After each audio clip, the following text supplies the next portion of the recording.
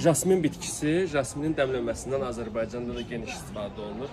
Adətən kişilər elə bilir ki, hormonal təsir göstərdiyinə görə içmək olmaz, amma qətiyyən belə bir hal yoxdur. Sadəcə jasminin tərkibində kafein var deyə təzyiqi yuxarı olanlara tövsiyə olunmur. Bir də dəmirin sorulmasını çətinləşdirir. Dəmir defisitli anemiyası olan, yəni qan azlığı olan adamlara tövsiyə olunmur.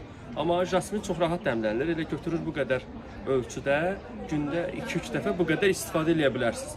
Atırsınız bir stəkanlıq qaynar suda 10 dəqiqə şəklində dəmlənir, tez dəm alır. Dəmləndikdən sonra süzülür və gündə 3 dəfə yeməkdən əvvəl içilir.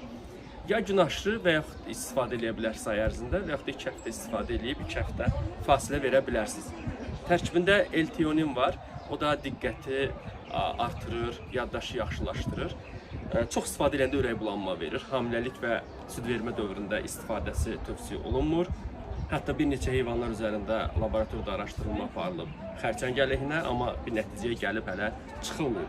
Və jasminin bir neçə növü var ki, ağ jasmin, dekorativ məqsədlə istifadə olunan jasmindir. Sonra ərəb jasmini deyilən jasmin sambak növü var. Bir də sarı şəkildə gördüyünüz jasmin adından oxşadırlar, amma o zəhərli bitkidir.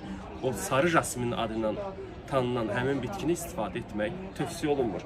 Jasmindən gün ərzində adi çayla bir yerdə istifadə edə bilərsiniz, həzmi yaxşılaşdırır, pis xolesterolu aşağı salır, əhval-ruhiyyəni yaxşılaşdırır və insanı tonusda tutur. Jasminli çayı içməkdə davam edə bilərsiniz.